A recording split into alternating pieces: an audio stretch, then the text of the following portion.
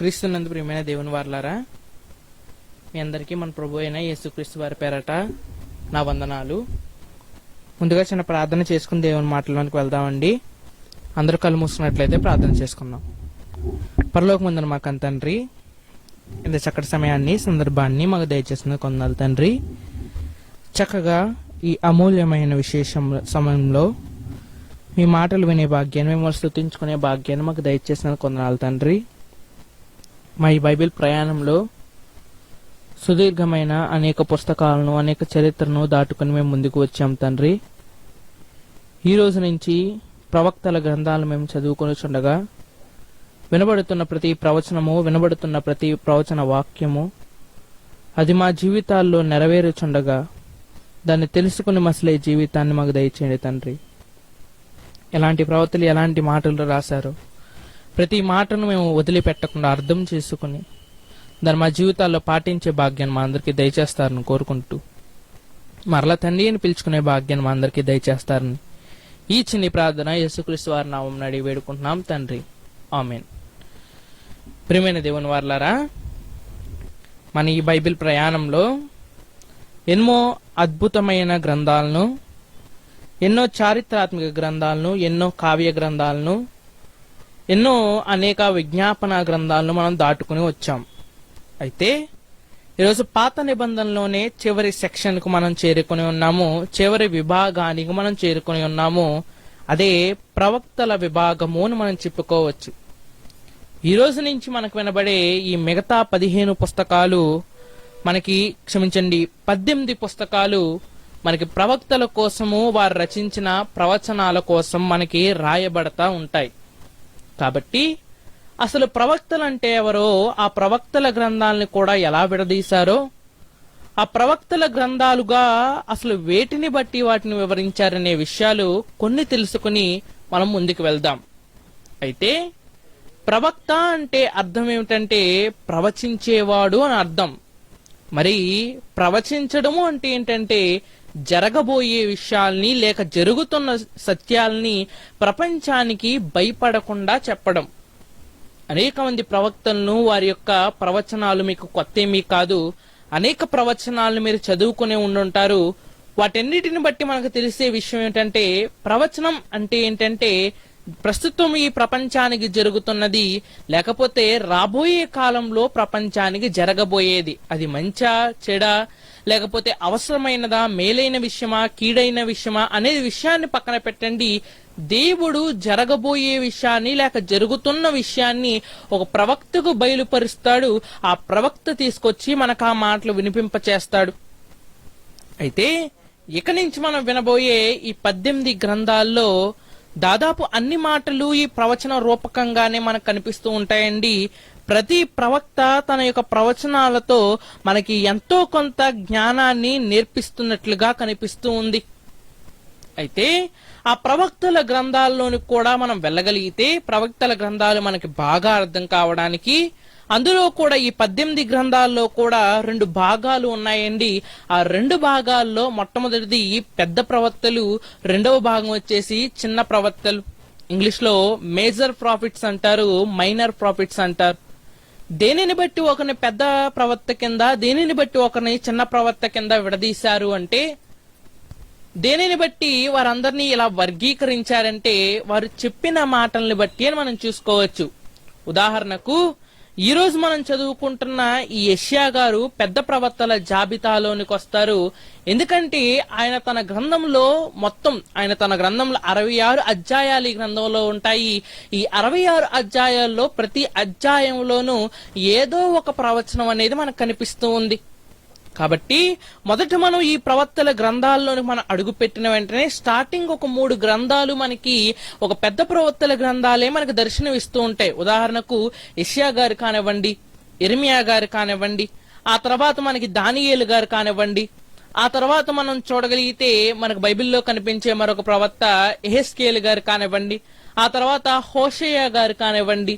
ఈ 5 పెద్ద ప్రవక్తల జాబితాలోనికి వస్తారు. మిగతా 13 మంది ఉన్నారు చూసారా, వారు చిన్న ప్రవక్తల జాబితాలోనికి వస్తారు. అయితే ఇక్కడే ఒక చిన్న విషయాన్ని నేను మొదలు పెట్టాలనుకుంటున్నాను, ఒక చిన్న విషయాన్ని మీకు చెప్పాలి అనుకుంటున్నాను. అదేమిటంటే, ఇప్పటి వరకు మనం విన్న గ్రంథాల్లో ఒక వంశాన్ని ఉద్దేశించి రాయబడిన గ్రంథాలు ఉన్నాయి. మొదటి 5 గ్రంథాలని మనం తీసుకుంటే అవి కేవలం ఇశ్రాయేలీలనే ఒక జనాంగం మీద ఫోకస్ అయి వారి కోసం మాత్రమే రాయబడింది. ఇక ఆ తర్వాత మనము చారిత్రాత్మక గ్రంథాలు మనం చదువుకున్నాము. ఆ చారిత్రాత్మక గ్రంథాల్లో ఒక పక్క ఇశ్రాయేలీల కోసం చెబుతూనే మరొక పక్క అన్యజనుల కోసం కొంచెం కొంచెంగా చెబుతూ ఉన్నాడు. ఆ తర్వాత మనము కావ్య గ్రంథాలు మనం చదువుకున్నాము. ఈ కావ్య గ్రంథాల్లో ఎక్కువ శాతం అనేది మానవ జాతిని ఉద్దేశించి మానవ జాతి కోసం దేవుడు ఉద్దేశించి వాటినన్నిటినీ హీబ్రూ సంస్కృతంలో లేక హీబ్రూల యొక్క లిటరేచర్లో రాసినట్లుగా మనకి కనిపిస్తూ ఉంది. కాకపోతే ఈ రోజు మనం చదువుకునే ఈ ప్రవక్తల గ్రంథానికి వాటికి తేడా ఏమిటంటే, మొదటి నుంచి మనం చదువుకుంటున్నప్పుడు మన బైబిల్ ప్రయాణంలో కానివ్వండి, మనం ఈ బైబిల్ని ప్రారంభించిన ఆది కాండం నుంచి మనం చదువుకుంటూ రాగలిగితే అనేకమైన వాగ్దానాలు అనేవి మనకి కనిపిస్తూ ఉంటాయి. ఈ బైబిల్ని స్టార్టింగ్ లో మనం చూడగలిగితే ఒక వాగ్దానంతో మొదలవుతుంది. ఆ వాగ్దానము ఎవరి వాగ్దానం అంటే దేవుడు ఆదాముతో చేసిన వాగ్దానం. ఆ వాగ్దానంతో బైబిల్ గ్రంథం అనేది ప్రారంభమవుతుంది. ఆ వాగ్దానం ఈ విధంగా ఉంటుంది. ఆది కాండము 1వ అధ్యాయము 31వ వచనం. అసలు ఏం రాయబడిందో ఒకసారి మనం చూద్దామండి. ఏం రాయబడింది ఆ ప్రవచనంలో, లేక అతనికి ఇవ్వబడిన వాగ్దానం ఏమిటి అని మనం ఆలోచించగలిగితే, ఆది కాండము 1వ అధ్యాయము చివరి వచనం. ఆది కాండము 1వ అధ్యాయం చివరి వచనం. దేవుడు తాను చేసినది, పై మాటలు మనం చదవగలిగితే, పై మాటల్లో మీరు భూమిని ఫలించండి అని మాట్లాడుతూ ఉంటాడు. 28వ వచనాన్ని చూద్దామండి. దేవుడు వారిని ఆశీర్వదించెను, ఎట్లనగా మీరు ఫలించి అభివృద్ధి చెంది విస్తరించి భూమిని నిండించి దానిని లోపరుచుకొనిడి. ఇది మొట్టమొదట ఆదాముతో చెయ్యబడిన నిబంధన. జాగ్రత్తగా గుర్తుపెట్టుకోండి. ఇప్పుడు ఈ నిబంధనల కోసం ఎందుకు మాట్లాడవలసి వస్తుందంటే, దేవుడు ఒకనాడు నిబంధన ఇచ్చాడు, ఇచ్చిన ఆయన మరచిపోలేదు, కానీ మనుషులుగా మనం మరచిపోతూ ఉంటాం. అయితే ఈ ప్రవక్తల గ్రంథాలనేవి అసలు దేనికోసం రాయబడ్డాయంటే, ఒకనాడు జనులు మర్చిపోయిన ఆ వాగ్దానము ఎలా నెరవేర్చబడిందో, ఎలా నెరవేర్పు కలిగిందో, ఆ నెరవేర్పుతో కూడిన సందర్భాలనేవి ఈ ప్రవక్తల గ్రంథాల్లో మనకు కనిపిస్తూ ఉంటాయి. అలా ముఖ్యంగా బైబిల్లో మనం చూడగలిగితే, ఇప్పుడు మనం చదువుకుంటున్న యెషయా గ్రంథం అనేది 3 వాగ్దానాల కోసం మనకి గుర్తు చేస్తూ ఉంటుందండి. ఈ 3 వాగ్దానాలు ఏంటి, అసలు యెషయా గ్రంథం ఎప్పుడు రాయబడిందో మనకు అర్థమైతే మనం కొంచెం ముందుకు వెళ్ళవచ్చు. మొట్టమొదటిది, ఈ యెషయా గ్రంథంలో ఎక్కువగా ప్రస్తావించిన వాగ్దానం ఏంటంటే, అది అబ్రహాము గారికి చేయబడిన వాగ్దానం. ఇంగ్లీష్ లో అబ్రహామిక్ కోవెనెంట్ అని చెబుతూ ఉంటారు. దేవుడు అబ్రహాముతో ఏమని వాగ్దానం చేశాడంటే, ఆది కాండము 12వ అధ్యాయం లేకపోతే 11వ అధ్యాయము స్టార్టింగ్ నుంచి మనం చదవగలిగితే 4 లైన్లలో కొన్ని మాటలు చెప్పబడి ఉంటాయి. నీవు నీ దేశము నుంచి, నీ యొక్క ప్రజల నుంచి బయటకు వచ్చేని తన కోసం మాట్లాడుతూ ఉంటాడు. నీకు ఒక దేశాన్ని ఇస్తానని చెప్పి తనకు రాబోయే దేశం కోసం చెబుతూ ఉంటాడు. ఇంకా నీకు ఒక సంతానం కలుగుతుంది, ఆ సంతానం ఇసుక రేణువులంత ఎక్కువగా ఉంటారని చెబుతూ ఉంటాడు. ఇంకా నీ సంతానములు యందు ప్రపంచ దేశాలన్నీ ఆశీర్వదింపబడతాయని చెబుతూ ఉన్నాడు. ఈ విషయాన్ని గుర్తుపెట్టుకోండి. ఎందుకంటే ఈ ప్రవచనాలు మనం గుర్తుపెట్టుకుంటేనే ఈ గ్రంథాన్ని మనం చదువుకునేటప్పుడు ఈ గ్రంథములో ప్రతి ఒక్క ప్రవచనం అనేది, ప్రతి ఒక్క వాగ్దానం అనేది నెరవేర్చి కొట్టివేయబడినట్టుగా మనకు కనిపిస్తుంది. అలా కొట్టివేయబడవలసిన లిస్ట్ లో, అనగా ఈ గ్రంథాన్ని మనం చదువుకుంటున్నప్పుడు ఈ గ్రంథంలో మనం తప్పకుండా ధ్యానించవలసింది మొట్టమొదటిది అబ్రహాముకు చేయబడిన వాగ్దానం. అప్పుడప్పుడు మనం మార్కెట్కి వెళ్లే ముందు ఒక లిస్ట్ రాసుకుంటూ ఉంటాము. అక్కడ సామాన్లు దొరకగానే ప్రతి దాంట్లో అందులో ఉన్న ప్రతి పదార్థం మనం కొట్టివేస్తూ ఉంటాం. అలాగే ఈ యెషయా గ్రంథం యొక్క ధ్యానములోనికి వెళ్లే ముందు 3 విషయాలను, 3 వాగ్దానాలను మీ హృదయంలో ఉంచుకోండి.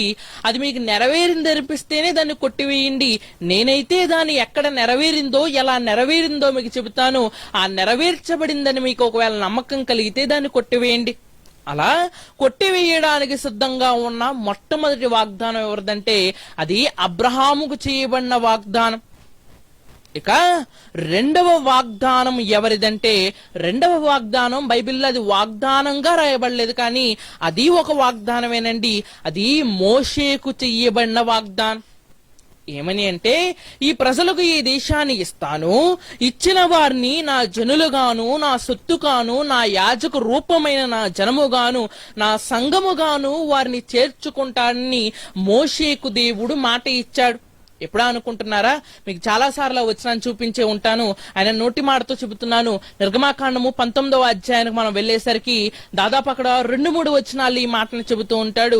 ఇశ్రాయేలు వీరే నా జనము, వీరే నా యాజక రూపమైన జనాంగము, వీరే నా సంఘము అన్నట్టుగా మాట్లాడుతూ ఉంటాడు.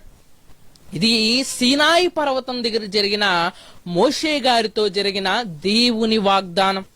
ఇక మూడవ వాగ్దానానికి మనం రాగలిగితే మూడవ వాగ్దానానికి మనం వెళ్ళిపోదామండి. అది ప్రాముఖ్యమైనది.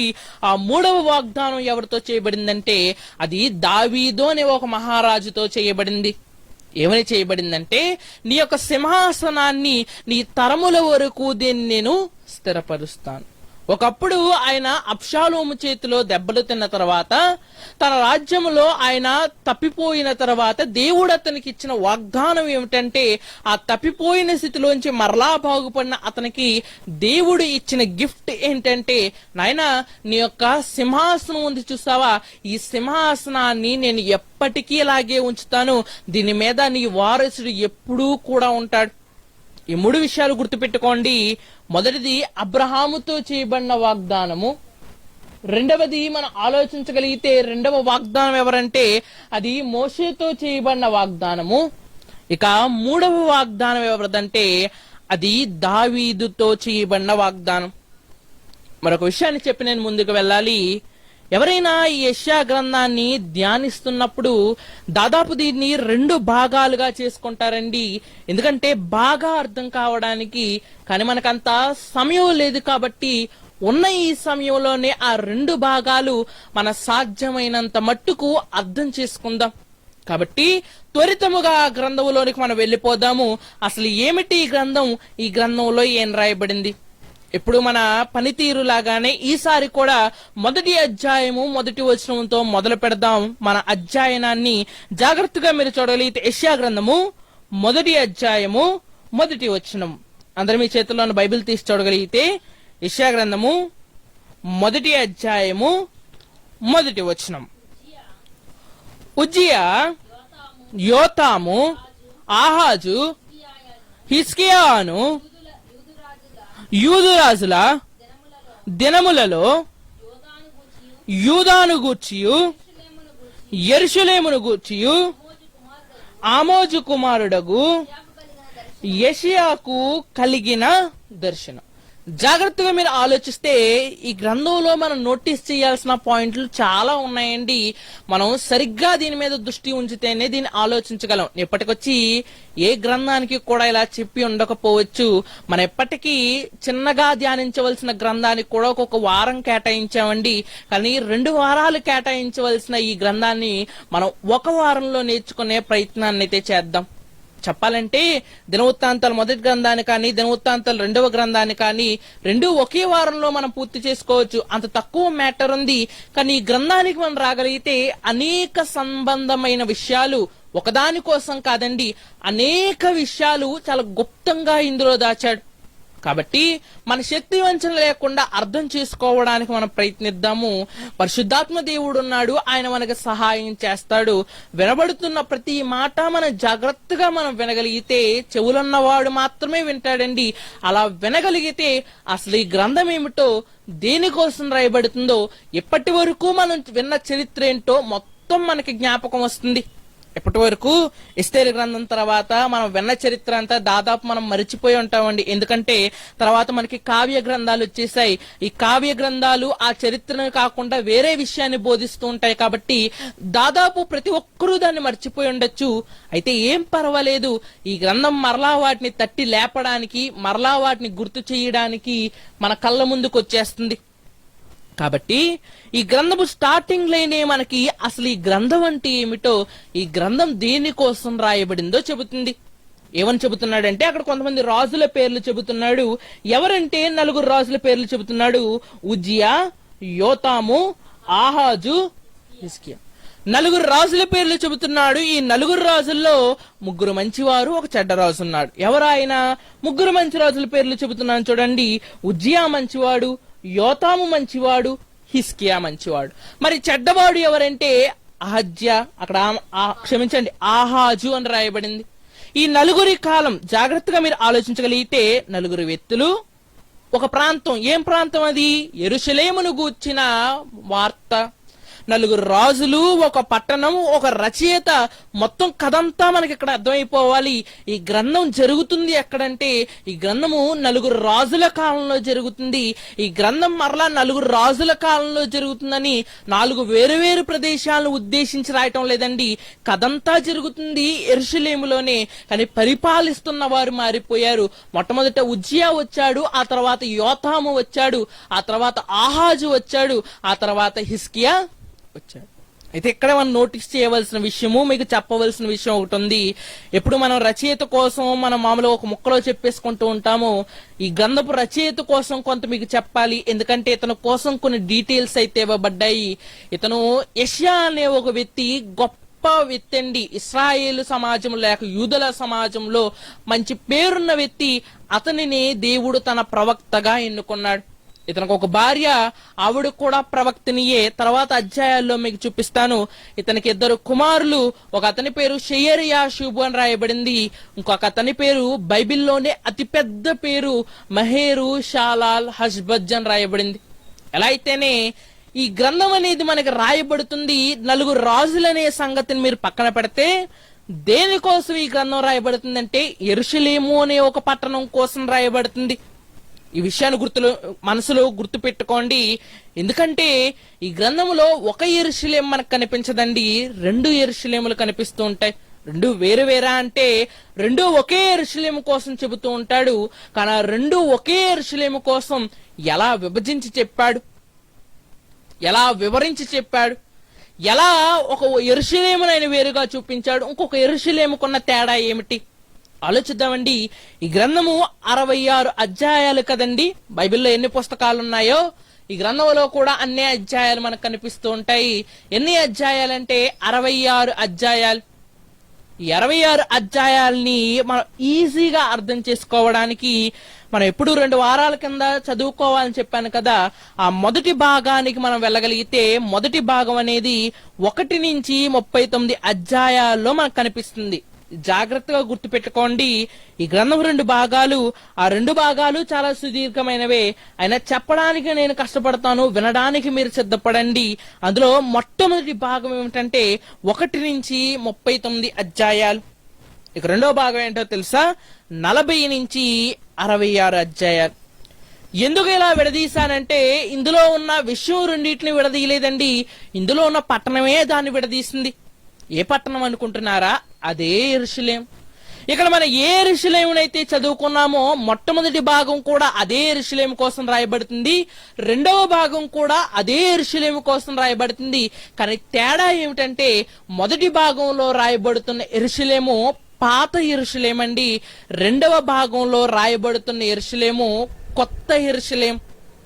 మరొక మాటలో చెప్పాలంటే మొదటి భాగం అంతా ఒక పాత నిబంధన వలె ఉంటుంది, రెండవ భాగం అంతా కొత్త నిబంధన వలె ఉంటుంది. మీకు ఇంకా అర్థం కావటం లేదేమో కానీ చాలా ఈజీగా చెబుతాను.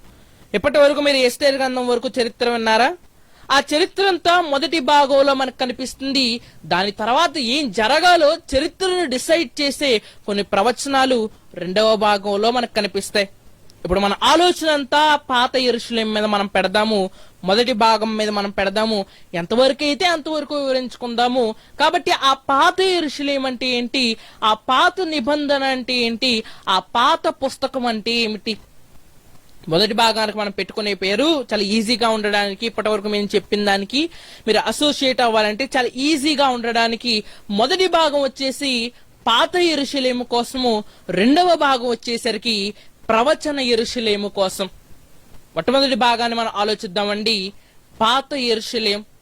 ఈ యెరూషలేము పట్టణాన్ని ఎవరు కట్టించారనే దగ్గర స్టార్ట్ అయ్యి యెరూషలేము పట్టణం ఎలా కూలిపోయింది అనే దాంతో ఈ యొక్క మొదటి భాగం అనేది ముగించబడుతుంది. ఇంకా చెప్పమంటారా, ఈ మొదటి భాగంలో ఎప్పటి వరకు మన విన్న చరిత్ర అంతా కనిపిస్తుంది. మరొక మాటలో చెప్పాలంటే ఈ మొదటి భాగంలోనే పాత యెరూషలేమును కొత్త యెరూషలేముగా మార్చే ఒక ప్రక్రియ అనేది మనకి కనిపిస్తుంది. ఈ యొక్క యెషయా గారి గ్రంథాన్ని రాస్తున్న రచయిత ఆయన రాజుల కాలంలో ఉన్నాడు, చెరలో ఉన్నాడు, చెర తర్వాత కూడా ఉన్నాడు. కాబట్టి ఆయనకు తెలుసు యెరూషలేము ఎలా ఉంటుందో, ఎలా పడగొట్టబడిందో, తర్వాత ఎలా కట్టబడిందో. దాన్ని ఉద్దేశించి ఆయన మాట్లాడుతున్నాడండి. ఈ గ్రంథం పెద్ద కన్ఫ్యూజన్ గా ఏమీ ఉండదు, కానీ అర్థం చేసుకోకపోతే ఇది కొంచెం కష్టతరంగా ఉంటుంది. ఈ గ్రంథంలో మనం అర్థం చేసుకోవాల్సిన విషయాలు ఏమిటంటే, ఈ గ్రంథం టోటల్ గా దేనికోసం మాట్లాడుతుందంటే పాత కొత్త, నవీనమైనది ప్రాచీనమైనది, ఈ రెండు మాటల మధ్య ఈ బుక్ అనేది సాగిపోతూ ఉంటుంది. ఇంకా చెప్పమంటారా, పాత నిబంధన 39 పుస్తకాలు అనుకుంటాం, కానీ నిజానికి పాత నిబంధన ఎక్కడ ఎండ్ అయిపోయిందంటే ఈ గ్రంథంతోనే ఎండ్ అయిపోయిందని నేను చెబుతాను. ఎందుకంటే ఈ గ్రంథంతో ఇశ్రాయేలీల పాత జీవితాలన్నీ దేవుడు మూసివేశాడు. ఇక నుంచి వాటి కోసం దేవుడు ఎత్తాలని కోరుకోవటం లేదు. కాబట్టి ఏం రాయబడుతుంది, అసలు ఏం చేస్తున్నాడు, ఆ పాత దానిని దేవుడు ఎలా తొలగిస్తున్నాడు, ఆ పాత దాన్ని యెషయా గారు ఏమని గుర్తు చేస్తున్నారో జాగ్రత్తగా మనం ఆలోచిద్దాము. ఆ మొదటి అధ్యాయంలోనే కిందకి మన అధ్యయనాన్ని మనం స్టార్ట్ చేద్దాము. చూడగలిగితే రెండవ వచనం నుంచి మనం ఆలోచించగలిగితే యెషయా గ్రంథము మొదటి అధ్యాయము 2వ వచనం. యెహోవా మాట్లాడుచున్నాడు, ఆకాశమా ఆలకించుము, భూమి చెవియొగ్గుము. నేను పిల్లలను పెంచి గొప్పవారినిగా చేసి తిని, వారు నా మీద తిరుగుబడి ఉన్నారు. ఎడ్లు తమ కామందు నెరుగును, గాడిద సొంతవాని దొడ్డి తెలుసుకొను. ఇశ్రాయేలునకు తెలివి లేదు, నా జనులు యోచింపరు. పాపిష్టి జనమా, దోషభరితమైన ప్రజలారా, దుష్ట సంతానమా, చెరుపు చేయు పిల్లలారా, మీకు శ్రమ. వారు యెహోవాను విసర్జించి ఉన్నారు, ఇశ్రాయేలీయుల యొక్క పరిశుద్ధ దేవుణ్ణి దూషింతురు, ఆయనను విడిచి తొలగిపోయి ఉన్నారు. జాగ్రత్తగా మనం ఆలోచిస్తే ఈ గ్రంథం స్టార్టింగే ఇది ఒక పాత యెరూషలేమునకు ఒక వార్నింగ్ లా మనకు కనిపిస్తుంది. ఒక బిల్డింగ్ శిథిలా వ్యవస్థకు దగ్గర అయిపోతున్న బిల్డింగ్ దగ్గర మనం బోర్డు పెడుతూ ఉంటాం, ఎవరిని ఇక్కడికి రానివ్వకండి, బిల్డింగ్ కూలిపోయే స్థితిగతుల్లో ఉంది. అదే విధంగా పాత యెరూషలేము కూలిపోవడానికి సిద్ధంగా ఉందంటే పునాదులు గట్టిగా లేవా, లేక సరిగ్గా కట్టలేదా, పట్టణాన్ని భూకంపం వచ్చిందా అనుకోకండి. యెరూషలేము అంటే కట్టబడిన నగరాన్ని కోసం కాదండి దేవుడు మాట్లాడుతుంది. యెరూషలేము అంటే యెరూషలేము పట్టణస్థుల కోసం మాట్లాడుతున్నాడు. ఏమని మాట్లాడుతున్నాడంటే, ఈ గ్రంథం స్టార్ట్ అయ్యేది ఒక పాత యెరూషలేముతో అని చెప్పాను కదా. ఈ పాత యెరూషలేమును కోసం యెషయా గారు ఎవరికి చెబుతున్నారంటే సమాజాన్ని లీడ్ చేసే వారికి చెబుతున్నాడు. వారి పేర్లే పైన ఇవ్వబడ్డాయి. ఉజ్జియా అంటున్నాడు, యోతాం అంటున్నాడు, ఆహాజ్ అంటున్నాడు, హిజ్కియా. సమాజాన్ని ఎవరైతే పాలిస్తున్నారో, యెరూషలేము ఎవరి చెప్పు చేతల్లో అయితే ఉందో, యెరూషలేము ఎవరైతే పాలిస్తున్నారో వారికే చెబుతున్నాడు. ఏమనంటే ఈ యెరూషలేము శిథిలా వ్యవస్థలో ఉంది, ఈ యెరూషలేము కూలిపోవడానికి సిద్ధముగా ఉంది. కూలిపోవడానికి సిద్ధంగా ఉండడానికి పక్క రాజ్యాల వారు దండెట్టారంటే కాదండి, వీరి అవిధేయతే వీరి వినాశనానికి దగ్గర తీస్తుంది. అందుకే మనం ఇంతకుముందు రాజుల గ్రంథాన్ని మనము క్షుణ్ణంగా ఇంకా మీరు పరిశీలించుంటే మీరు చదివే ఉంటారనుకుంటున్నాను. అందులో చివరి అధ్యాయాలకు హిజ్కియా గారి దగ్గరికి వెళ్తే అస్తమాను ఈ యొక్క యెషయా ప్రవక్త అనే వ్యక్తి వచ్చి చెబుతూనే ఉంటాడు, ఆయన బబులోను వాళ్ళు వస్తారు, మిమ్మల్ని తీసుకుపోతారు. ఆయన ఏం చెప్పాడనేది ఇక్కడ డీటెయిల్ గా రాయిస్తున్నాడు. ఏమనంటే దేవుడే స్వయంగా మాట్లాడుతున్నాడు, చెబుతున్నాడు, నా పిల్లలకు తెలివి లేదు. నేను చక్కగా ఈ ఉన్నతమైన శిఖరం మీద కట్టించిన యెరూషలేము సామ్రాజ్యాన్ని పడదోయడానికి బయట అనేక మంది సిద్ధంగా ఉన్నారు. ఒక పక్క ఫిలిస్తీన్లు ఉన్నారు, మరొక పక్క ఐగుప్తీలు ఉన్నారు, మరొక పక్క మోయాబీలు ఉన్నారు, మరొక పక్క మీ సహోదరులైన ఎదోమీలు ఉన్నారు, ఆ పైన సిరియన్లు ఉన్నారు, ఆ పక్క అషూరీలు ఉన్నారు, ఆ పక్క బబులోనీయులు ఉన్నారు. ఇంకా మనం ఆలోచించగలిగితే ఈ పక్క నుంచి దండెత్తడానికి, మీ కింద నుంచి దండెత్తడానికి అమోరీలు ఉన్నారు. ఎవరెవరైతే మీ చేతుల్లో దెబ్బలు తిని శేషించిన వారు ఉన్నారో వారిలో ప్రతి ఒక్కరూ మిమ్మల్ని దెబ్బ కొట్టడానికి సిద్ధముగా వారు ఎందుకు మిమ్మల్ని దెబ్బ కొట్టడానికి సిద్ధంగా ఉన్నారంటే, మీరున్న ఈ యెరూషలేము పాత యెరూషలేముగా మారిపోయింది. ఎందుకు మారిపోయిందంటే, జనములైన మీకు తెలివి లేదంటున్నాడు. తెలివి లేక వారు చేసిన పనులే ఆ పట్టణాన్ని పాత పట్టణంగా చేసేశాయి. ఏం చేశారో తెలుసా? తిరుగుబాటు చేశారు, ఇంకా విగ్రహారాధన చేశారు, ఇంకా అన్యాయానికి వారు చోటు. ఆ పట్టణము ఆనందంగా దేవుని యొక్క పాలనలో సుభిక్షంగా ఉండవలసిన ఆ పట్టణము, దావీదు పట్టణము పాత పట్టణంగా ఎందుకు మారిపోయింది అంటే, ఓల్డ్ సిటీ అంటే హైదరాబాద్ లో ఉన్నది, విజయవాడలో ఉన్నది కాదండి. ఓల్డ్ సిటీ అని ఎందుకు చెబుతున్నాడంటే, ఓల్డ్ అనేది దేవుడి దృష్టిలో తుడిచిపెట్టడానికి సిద్ధంగా ఉంది. ఆ పాత యెరూషలేము తుడిచిపెట్టడానికి సిద్ధంగా ఉందండి. ఎందుకు సిద్ధముగా ఉందంటే, దేవుడు ఆ పాత యెరూషలేము అక్కడి నుంచి తీసివేసి ఒక నూతనమైన యెరూషలేమును ఇవ్వాలనుకుంటున్నాడు. అసలు యెరూషలేము ఎందుకు ఆ పాత స్థితిగతుల్లోనికి వెళ్ళిపోయిందంటే, వారు తెలివి లేని వారిగా మారిపోయారు. మొట్టమొదటి విషయం మనం గుర్తు పెట్టుకోవాల్సింది, ఈ మొదటి భాగం మనకి కరాఖండిగా చెప్పేది ఏంటంటే, ఈ మొదటి భాగంలో మనం అధ్యయనం చేయవలసినవి చాలా విషయాలు ఉన్నాయండి. ఆ చాలా విషయాల్లో నాకు తెలిసిన, మీరు అర్థం చేసుకోగలిగిన కొన్ని విషయాలే మీకు చెబుతాను. అందులో మొట్టమొదటిది, అది పాత పట్టణము కింద అది శిథిలా వ్యవస్థకు ఎందుకు చేరిపోయిందంటే, వారి అవిధేయతే దానికి కారణం. ప్రాబ్లం ఏంటో యెషయా గారు చాలా కరాఖండిగా వారికి వివరించారు. ప్రాబ్లం ఏంటో వారికి చాలా చక్కగా వివరించారు. అయితే ఒక రాజు వచ్చాడండి. ఒక రాజు వచ్చి దీనికి సొల్యూషన్ ఏంటో కూడా అడుగుతున్నాడు. ఆ రాజు ఎవరో, ఆ సొల్యూషన్ ఏంటో మీరు వింటే ఇంకా బాగుంటుంది. ఆ రాజు ఎవరో ముందు అధ్యాయాలకు మనం వెళ్లి చదవగలిగితే, అనగా ముందు మనం 6వ అధ్యాయానికి మనం వెళ్ళిపోదామండి. 6వ అధ్యాయము 5వ వచనం. అందరు మీ చేతుల్లో ఉన్న బైబిల్ తీసుకోగలిగితే యెషయా గ్రంథము 6వ అధ్యాయము 5వ వచనం. నేను అపవిత్రమైన పెదవులు గలవాడును, అపవిత్రమైన పెదవులు గల జనుల మధ్యను నివసించేవాడను, నేను నశించితిని, రాజును సైన్యములకు అధిపతి యెహోవాను నేను కన్నులారా చూచితుననుకుంటుని. ఎవరి రాజు అంటే, ఇందాక ప్రస్తావించాడు కదా 4 రాజుల్లో, అందులో మొట్టమొదటి రాజు అండి. ఆయన పేరే ఉజ్జియా. ఆయన ఏం చేసి మరణించాడంటే, ఆయన తిరుగుబాటు చేశాడండి. యాజకులు అర్పించవలసిన బలిని ఈయనే స్వయంగా అర్పించి కుష్టి రోగాన్ని తెచ్చుకున్నాడు. ఆ కుష్టి రోగం ద్వారా ఇతను మరణించాడు. అయితే మరణించిన తర్వాత ఇతనికి జరుగుతున్న విషయాలు యెషయా గారికి దర్శన రూపకంగా కనబడుతున్నాయి.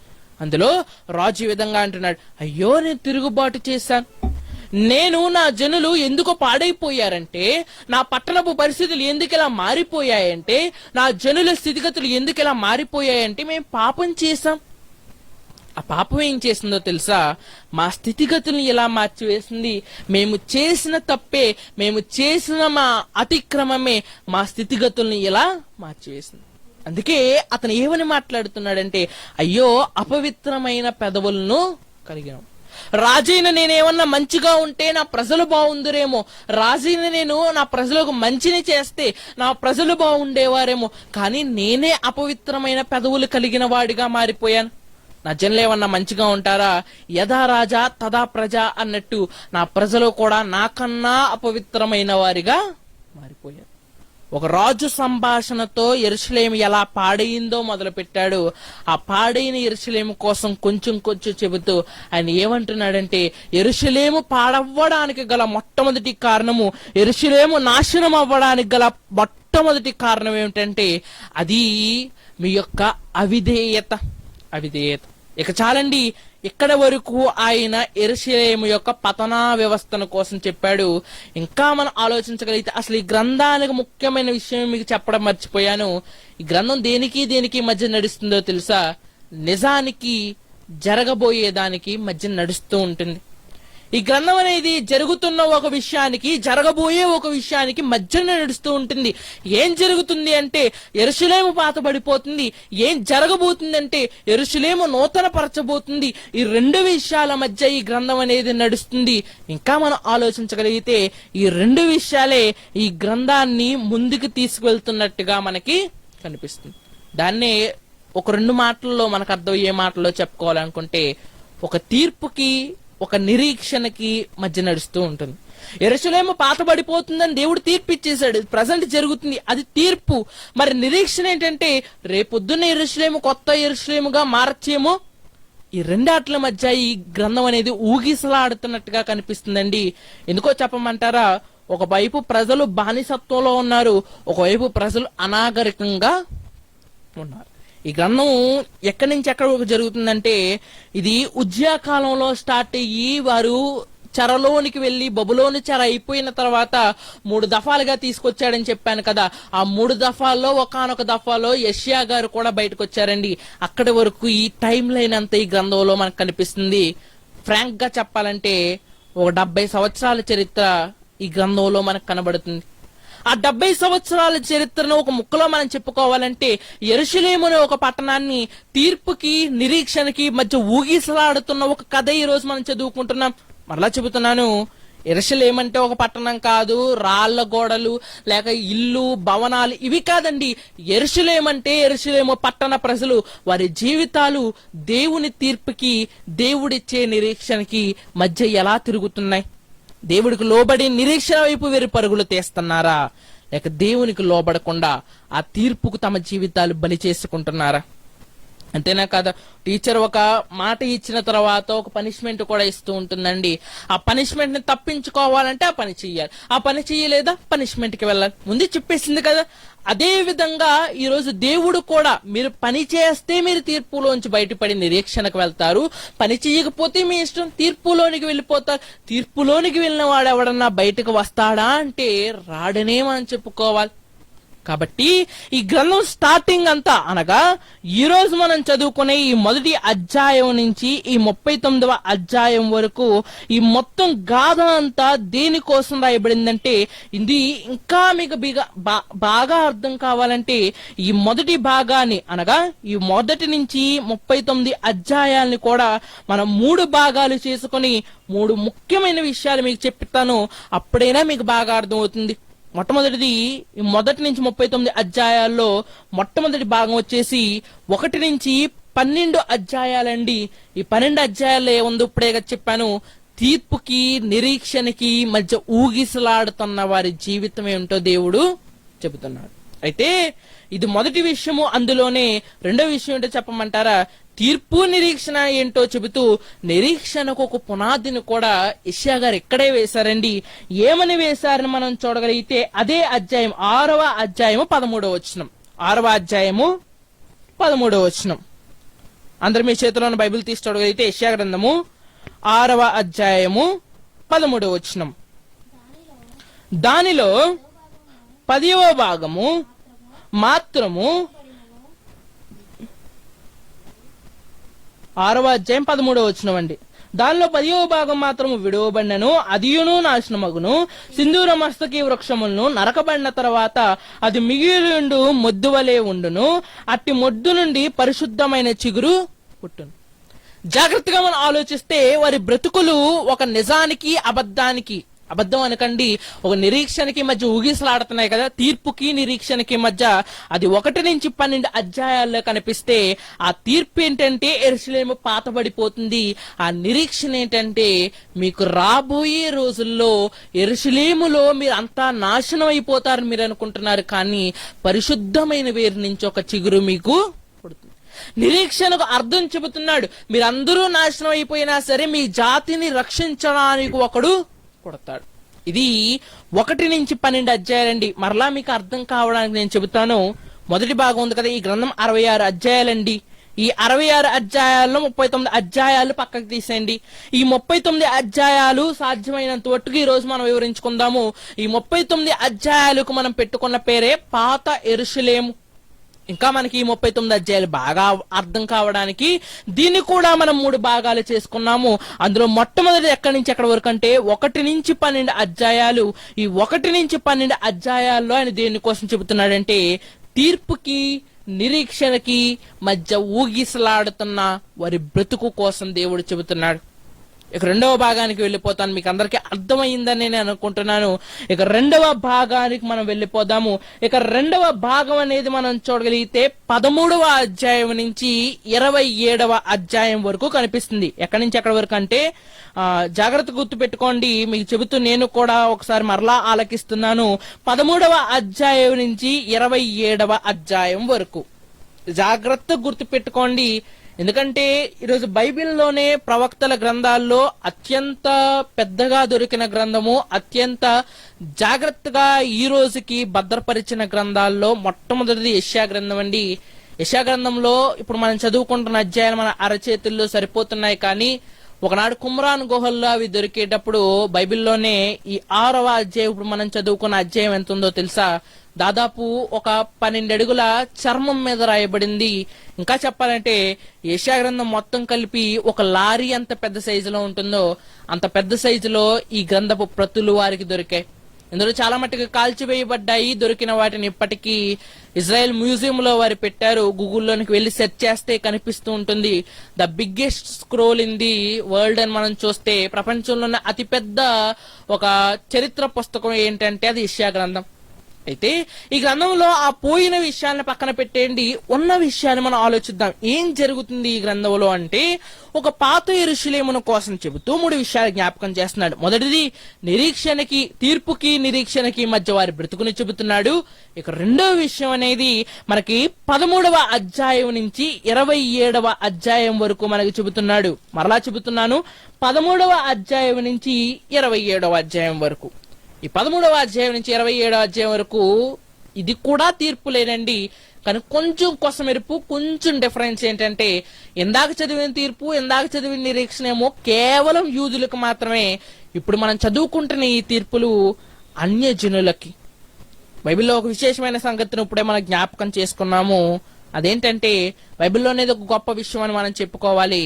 ఇప్పటి వరకు దేవుడు ఎప్పుడు అన్యజనులతో మాట్లాడలేదండి. మొట్టమొదటిగా ఆయన అన్యజనుల ప్రస్తావన తీసుకొచ్చాడు. తన గ్రంథాల్లో డీటెయిల్ గా, ఎంత డీటెయిల్ గా ఎక్కడ రాయించలేదు. ఆయన డీటెయిల్ గా మనకు రాయించాడు.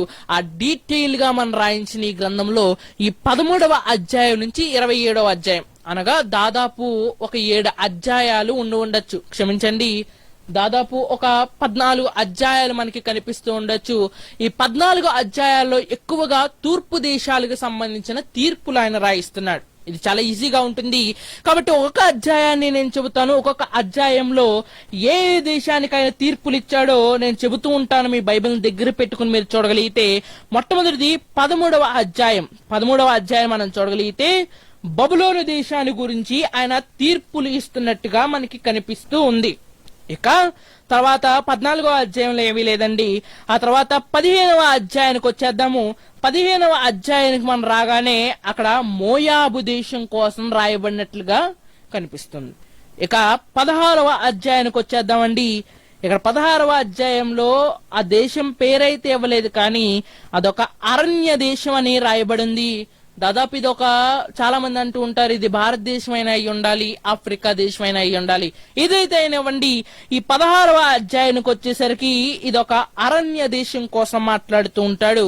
ఇక 17వ అధ్యాయానికి వచ్చేసరికి డమాస్కస్, ఈ రోజుకి సిరియా దేశంలో ఉన్న డమాస్కస్, దమస్క్ అనే ఒక పట్టణం కోసం మాట్లాడుతూ ఉంటాడు. ఇక తర్వాత మనం చూడగలిగితే 18వ అధ్యాయానికి మనం వెళ్ళగలిగితే 18వ అధ్యాయంలో కూషు అనే ఒక దేశం కోసం మాట్లాడుతున్నాడు. ఈ కూషుకి ఈ రోజు ఉన్న పేరు ఏంటంటే ఐథియోపియా అని పిలుస్తూ ఉంటారు. ఆ తర్వాత 19వ అధ్యాయానికి మనం రాగలిగితే 19వ అధ్యాయంలో ఒక దేశం ఉందండి. ఇక్కడ ఒక చిన్న ప్రశ్నను మిమ్మల్ని అడగాలనుకుంటున్నాను. ఆ చిన్న ప్రశ్న ఏంటంటే ఈ గ్రంథంలో కనిపిస్తున్న ఆ దేశం పేరేంటి చెప్పండి. ఆ దేశం పేరు ఐగుప్తు అని రాయబడింది కదా. ఇప్పుడు నేను అడుగుతున్న ప్రశ్న ఏంటంటే సాధ్యమైనంత వరకు మీరు ఆన్సర్ తెలుసుకోవడానికి ప్రయత్నించండి. బైబిల్లో ఈ ఐగుప్తు దేశానికి ఇవ్వబడిన ప్రాచీన పేరు ఏమిటి?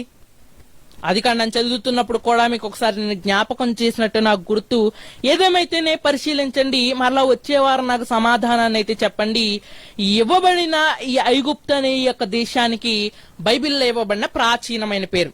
చాలండి, ఇక ముందుకు మనం వెళ్ళిపోదాం. ఇక 19వ అధ్యాయానికి వచ్చేసరికి ఐగుప్తు కోసం రాయించాడు. ఇక 20వ అధ్యాయానికి వచ్చేసరికి మరలా బబులోను కోసం రాయించాడు. ఇక 21వ అధ్యాయానికి వచ్చేసరికి సముద్ర తీరమునున్న అడవి దేశం. ఇది మాత్రము భారతదేశం అని చాలా మంది చెబుతూ ఉంటారు, లేకపోతే ఇది కూడా ఆఫ్రికా దేశాల్లో ఒకటి అని చెబుతూ ఉంటారు. ఏదేమైతేనేమండి, ఇంకా మనం చూడగలిగితే తర్వాత 22వ అధ్యాయానికి మనం వెళ్ళిపోదాము. ఈ 22వ అధ్యాయంలో ఉన్న ఈ ప్రదేశము ఎక్కడుందో కూడా నాకు ఎవరు చెప్పలేదు. దా ప్రదేశం పేరు వచ్చేసి దర్శనపు లోయ అన్నాడు. ఇక చివరి భాగానికి 23వ అధ్యాయానికి వచ్చేసరికి ప్రపంచం ఈ రోజుకి వెతుకుతున్న ఒక పట్టణం, the last city of the Atlantis అని చెబుతూ ఉంటారు. సముద్ర మధ్యంలో మునిగిపోయిన ఒక పట్టణమైన కూషు దేశం కోసం మాట్లాడుతూ ఉంటారు. క్షమించండి, తూరు సీదోన్ అనే ఒక పట్టణాల కోసం మాట్లాడుతూ ఉంటాడు. సరేండి, ఇక ఈ ఒక్కొక్క పట్టణం కోసం, ఒక్కొక్క దేశం కోసం నేను చెప్పుకుంటూ వస్తాను. మీకు తెలియవలసిన విషయాలు, మీకు అవసరమైన విషయాలు, మీరు నేర్చుకోవాల్సిన విషయాలు చెబుతాను. మరలా ఒకసారి వాటి దగ్గరికి మీరు సనుగు కొనక విసుగు కొనక ఒకసారి వాటి దగ్గరికి వెళ్ళగలిగితే 13వ అధ్యాయానికి వెళ్దామండి. ఎందుకంటే ప్రతిదీ మనం తెలుసుకోవాలి. నేనైతే ప్రతిదీ మీకు వివరించి చెప్పలేను, మీరు చదువుతారని అనుకుంటున్నాను. కాకపోతే వాటి కోసం మీకు తెలుసుకోవాల్సినంత అయితే చెబుతాను. మొట్టమొదటిది, ఈ దేశాల ప్రస్తావనలో ఈ 2వ భాగం ఎక్కడ స్టార్ట్ అయింది అక్కడికి వెళ్ళిపోదామండి. 13వ అధ్యాయానికి మనం వెళ్ళగలిగితే బబులోను దేశం కోసం మాట్లాడుతున్నాడు. ఎందుకు బబులోను దేశం కోసం మొట్టమొదటిగా ఆయన మాట్లాడుతున్నాడంటే, ఆ బబులోను దేశమే వారిని చెరగొనిపోవడానికి సిద్ధముగా ఉంది.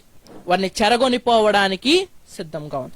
ఇక తర్వాత మనం చూడగలిగితే 15వ అధ్యాయానికి వచ్చేసరికి మోయాబు అని ఎందుకు మాట్లాడుతున్నాడంటే, ఈ మోయాబీలు అనేక రోజుల నుంచి, అనేక సంవత్సరాల నుంచి ఇశ్రాయేలీని ఎప్పుడు ఆక్రమిద్దామా అని చెబుతూ చూస్తున్నారు. ఎందుకంటే నిజానికి ఇశ్రాయేలీలకు మోయాబీల్ని ఏమీ చేయడానికి వారి దగ్గర హక్కు లేదు. ఎందుకంటే వారందరూ లోతు సంతానం, వారిని ఏమీ చేయకూడదని దేవుడు చెప్పాడు. కాబట్టి వారిని ఏమీ చేయకూడదని ఇశ్రాయేలీలు ఉంటే వారిని ఏదో ఒకటి చేద్దామని చెప్పి మోయాబీలు ఎప్పుడూ ప్లాన్ చేస్తూ ఉంటారు.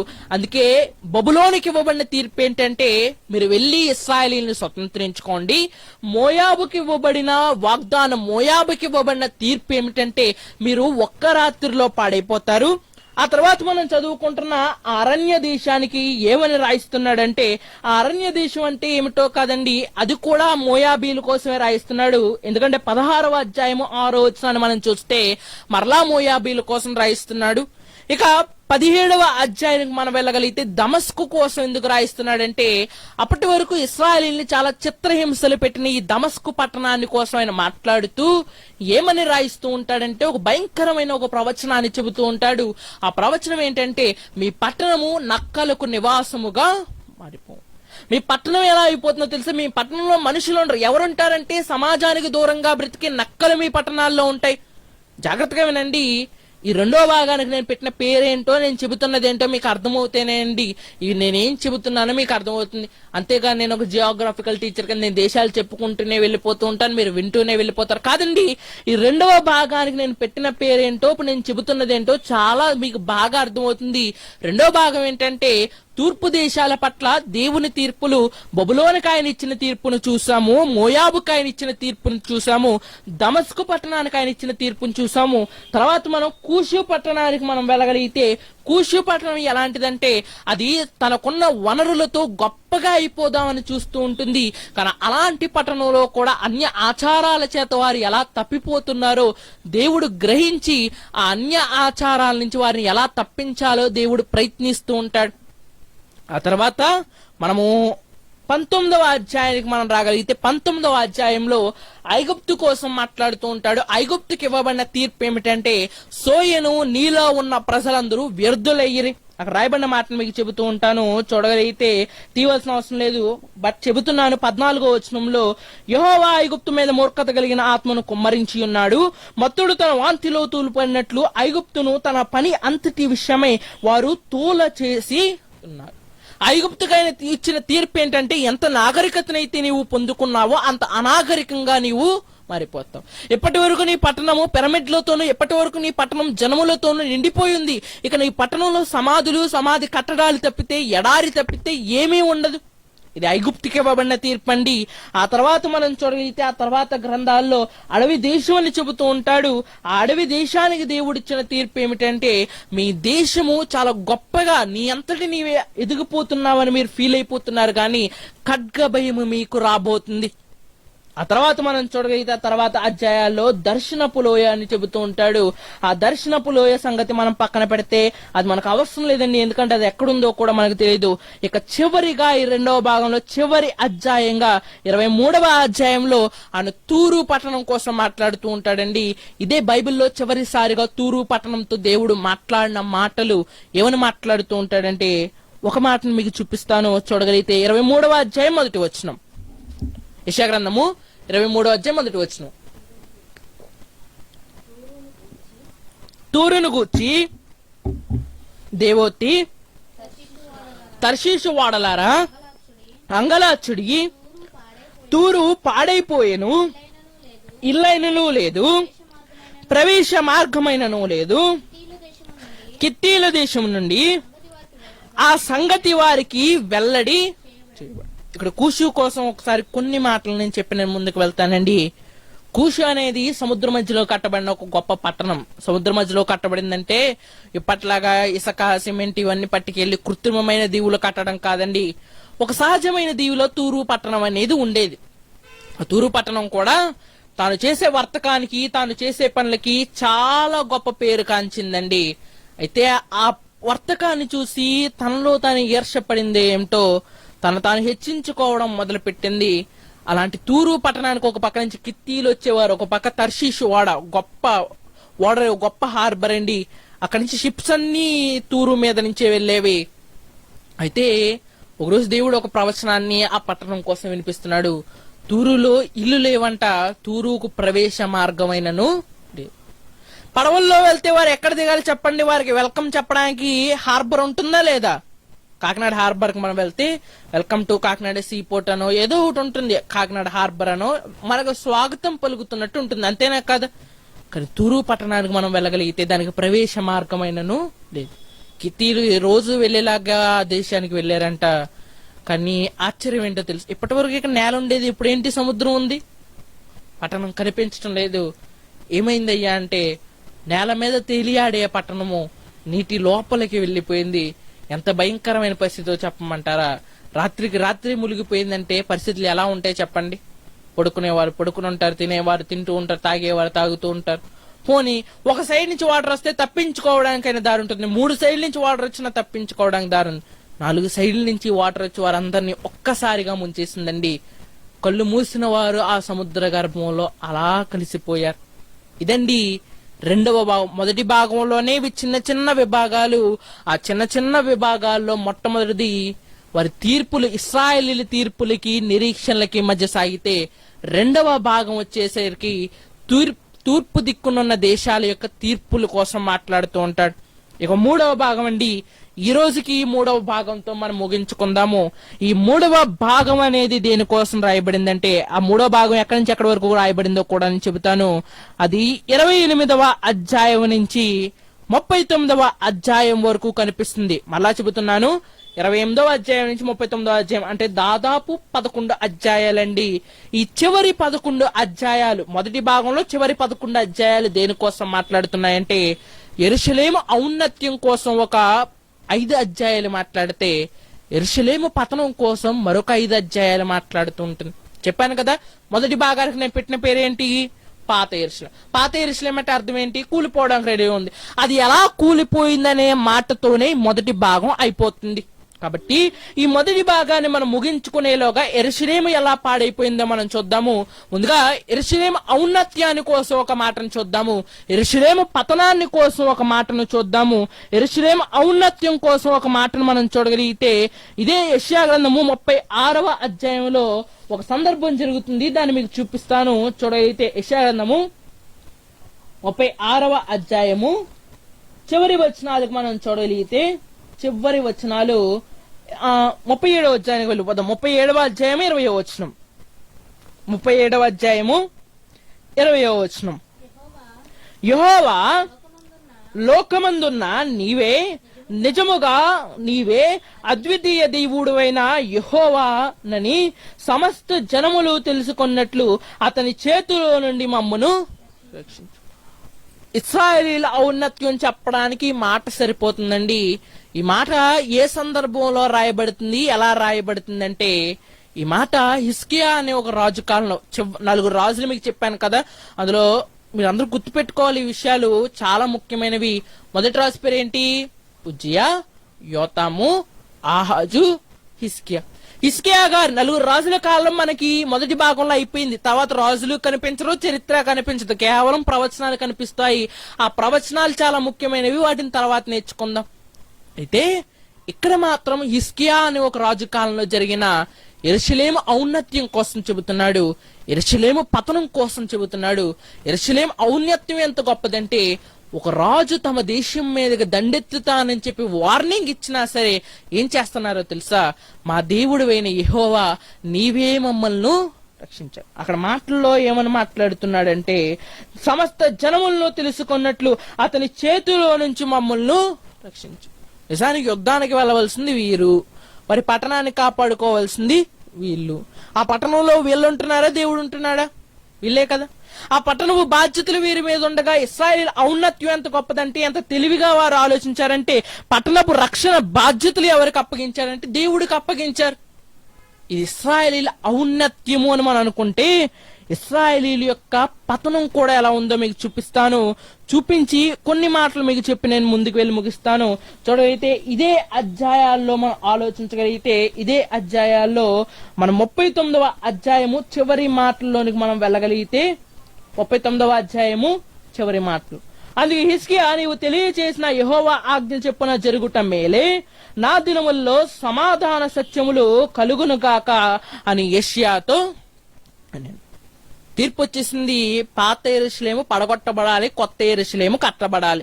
ఆ పాత యెరూషలేము పడగొట్టబడ్డానికి జరిగిన సన్నాహం ఏమిటంటే, హిజ్కియాతో ముందే చెప్పేస్తున్నాడు యెషయా, నాయనా ఒక ప్రవచనం ఉంది, ఒక ముఖ్యమైన ప్రవచనం. అదేంటంటే, నీ యొక్క సంతానము కానీ నీ జనులు కానీ తొందరలో నాశనం కాబోతున్నారు. ఇప్పుడు వెళ్లిపోయిన బబులోను రాజు రేపొద్దున రాబోతున్నాడు, మిమ్మల్ని నాశనానికి తీసుకువెళ్ళబోతున్నాడు, మిమ్మల్ని చెరలోనికి తీసుకువెళ్ళబోతున్నాడు. ఇదేనండి మొదటి భాగం ఎక్కడితో సంపూర్తయింది. మొదటి భాగం పాత యెరూషలేము ఎలా కట్టబడింది, ఏం జరిగింది, పాత యెరూషలేము పాతగా అవడానికి గల కారణం ఏమిటి, ఏం జరిగింది, అన్ని విషయాలు చెబుతూ పాత యెరూషలేము ఎలా పడగొట్టబడింది అనే విషయాలతో ఆగిపోతుంది. ఆ హిజ్కియా తర్వాత ఏం జరిగిందో మీరు అందరికీ తెలిసే అనుకుంటున్నాను. 2వ రాజుల గ్రంథాల్లో మనం చదివితే హిజ్కియా తర్వాత మరి కొంతమంది రాజులు వచ్చారు. చివరికి సిద్కియా అనే ఒక రాజు వచ్చాడు. ఆ సిద్కియా కాలంలో యెరూషలేము పడగొట్టబడింది. యూదులు బానిసలుగా మారిపోయారు.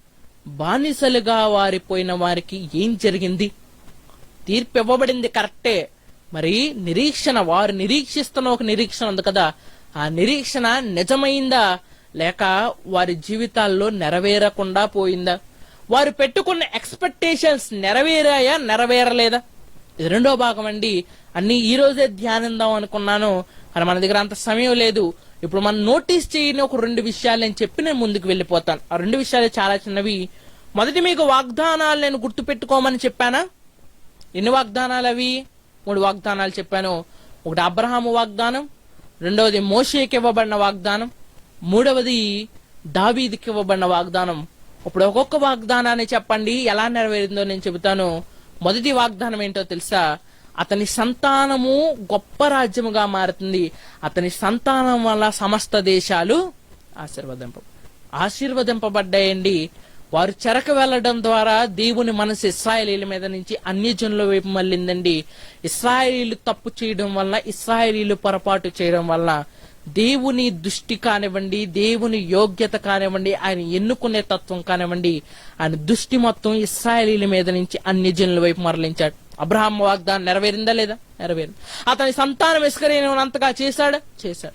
అతను కోరుకున్న దేశాన్ని ఇచ్చాడా? ఇచ్చాడు. అబ్రహాం వాగ్దానం నెరవేరిందని కొట్టేసుకోండి. ఇక 2వ వాగ్దానం ఎవరిదంటే మోషే వాగ్దానం.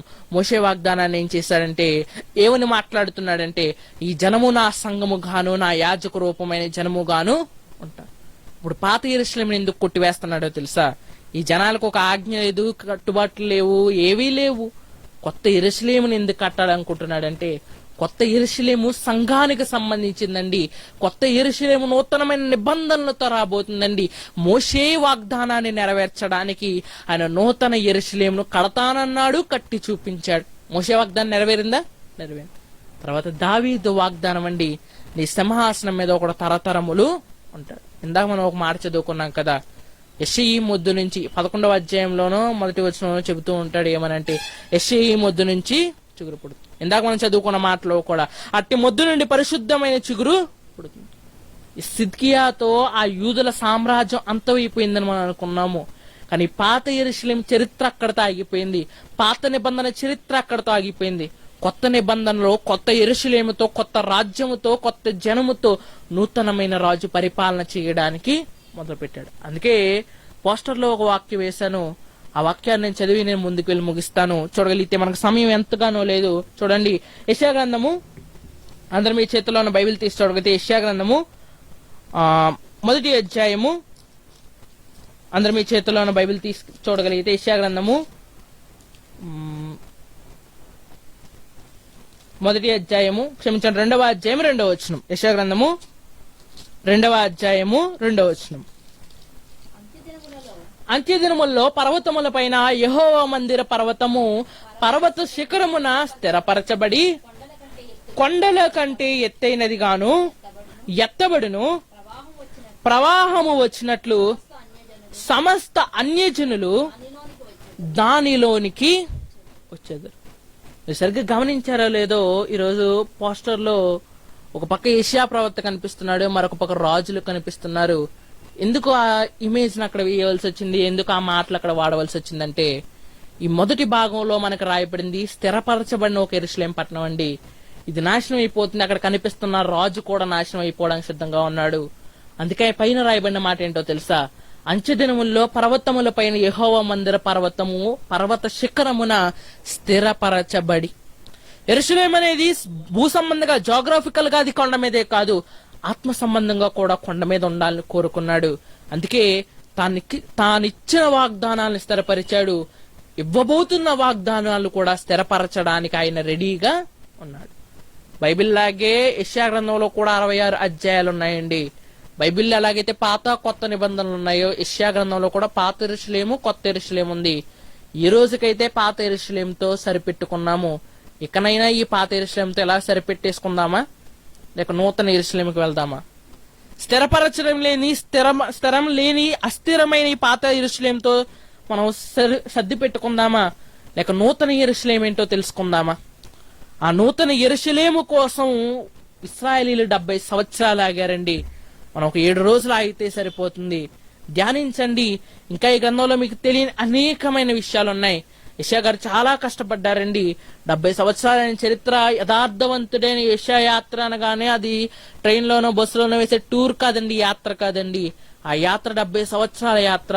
ఆ యాత్ర వెనకాల ఒక పాత యెరూషలేము కథ ఉంది, ఒక నూతన యెరూషలేము గాథ ఉంది. ఈరోజు మనం ఉన్న పట్టణము కూడా ఒక పాత యెరూషలేము వంటిదే. నూతన యెరూషలేము పునాదులు గల పట్టణం మన కోసం ఎదురు చూస్తుంది. దానికోసం సిద్ధపడగలుగుతున్నావా? మొదటి భాగం పేరు, దాని 3 భాగాల పేర్లు మీకు చెప్పి నేను ముగిస్తాను, ఎందుకంటే మీరు బాగా గుర్తుపెట్టుకోవాలి కాబట్టి. ఈ మొదటి భాగం పేరు ఏంటంటే పాత యెరూషలేము.